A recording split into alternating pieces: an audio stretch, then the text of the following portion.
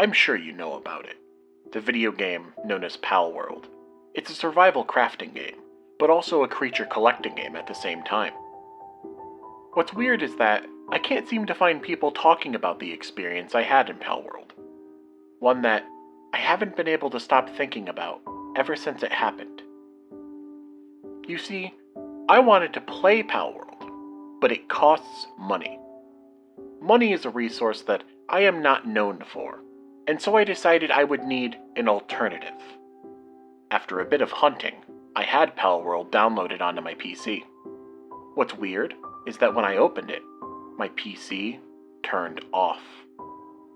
I tried to turn it back on, but would soon be met by a message I hadn't anticipated. Waiting for me beyond the startup of my computer was a request for Bitcoin. Otherwise, my files would be encrypted. As you know, money is a resource that I am not known for, and so such a request was outside of my range of action. I decided I would need to blow off some steam, and so I went down to my local GameStop. Now I know what you're thinking. Yes, GameStop. Upon walking in, the man at the counter greeted me, his smile warm to the touch. I told him about what had happened, and he nodded with great understanding. "It is your lucky day," the employee informed me, clasping his hands together. I began to sweat, my heart racing with dread. "That can't be right," I said, turning to face the glass of the entrance. But sure enough, it was day. I turned back to the game merchant, desiring further information. His smile was burning hot. "We have one copy of Palworld left in stock," he replied, proving just how lucky my day truly was. I gasped, following his gaze. Sure enough, a single copy of Palworld for the personal computer sat on the shelf. My mouth hung agape, unable to process how it could be so. "How much is this going to cost me?" I asked the man, his smoking cheeks pressed tightly by the curling manic grin that rested upon his face. "Well, I know that money is a resource that you are not known for," he began, motioning with his hands as he spoke. He was right. "So let me make you a deal." It only happened to occur to me then that I didn't know this benevolent figure's name. Glancing down, his name tag spoke the truth. "Ben," it read. "I will give you that copy of Palworld for free." My heart, still racing, only seemed to pick up its pace at those words. "And in exchange?" I asked, ready for everything to come crashing down. "You don't tell anyone where you got it." My blood ran cold. Any good business would kill for the average gamer to advertise the great deals that they had been given. That's just healthy. Against my better judgment, I agreed to the terms. He peeled the copy of Palworld off of the shelf before handing it to me. It was still warm. I gently placed the box into my pocket and exchanged nods with the man before turning around and making my way to the exit. My pace was quicker than I would have liked, but the smoke from his burning smile was hard on my lungs. One last time I turned. "Goodbye then," but I couldn't even see the man anymore. Upon reaching the front door of my home, I opened the door with my hand, turning the knob with superior motions. I could feel the door opening as I pushed, revealing the home from which I had once left. I set my copy of Palworld on the kitchen counter, desperately needing a glass of water after that long walk. The water poured into the cup with all the power of water that was being poured into the cup, and I could taste it as I brought the cup of water to my lips. It was like water, but poured into a glass cup, that is. Did you know that glass was supposed to be in Palworld? It was referred to as silicon, but the item's graphic clearly depicts a glass disc. What it would have been used for isn't known, but it probably wasn't used because having to craft materials into other materials could cause inventory bloat. I walked over to my copy of Palworld, picking it up and looking at it. I only then noticed what should have been apparent all the way back in the store. The Cattiva on the cover was wrong. It was almost sinister. I immediately dropped the box in shock, my heart racing. This couldn't be real. Cattiva is not sinister. I rushed into my garage to pick up a hammer, but as I was about to use it on the box, I realized that it was just a trick of the light. The Catava was just as it was supposed to be. I had merely seen a sinister cat creature where one wasn't. With a sigh of relief, I slowly walked back to my garage to put the hammer away. My troubles weren't over, however. Upon attempting to start my PC, I made a dark realization. I still didn't have the Bitcoin. As I was about to return to the GameStop to blow off some steam, I was met with a curiosity. I had barely paid attention to it before, but the Palworld box made a strange noise when I shook it. Opening it up, my face lit up like a Christmas tree. It was 3 Bitcoins. They poured out of the box and fell to the ground with a loud, meaty thud. I swiftly gathered them all, with a grin the size of a smile, and made my way towards my personal computation machine with glee. I gently inserted the Bitcoins into the coin slot of my PC, and upon the 3rd entry, the screen changed. "Thank you," I clapped. Slipping the Palworld disc into my PC, I eagerly watched as the Palworld logo appeared, followed by the famous intro. You know the one, where the Catava and Depresso fight each other before the Catava lunges and the title screen appears?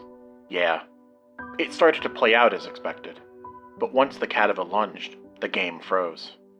My expression fell from one of glee to that of a small child who got a terminal illness for Christmas. As if reacting to my change of expression, the game quickly progressed as intended. Suddenly, I was hit with nostalgia as the title screen appeared. I watched the title screen cycle between the different pals for a bit, before pressing the start button on my controller. I never stopped to notice that Catava never once showed up during the title screen rotation. The game began as it always did. You start on a beach and have to make your way across the land, searching far and wide. To catch them is one of the objectives, and crafting is also important. I crafted a basic workbench, then some pal spheres, but couldn't seem to find any pals. Weirdly enough, however, there were items. Pal items, as if they had been killed already.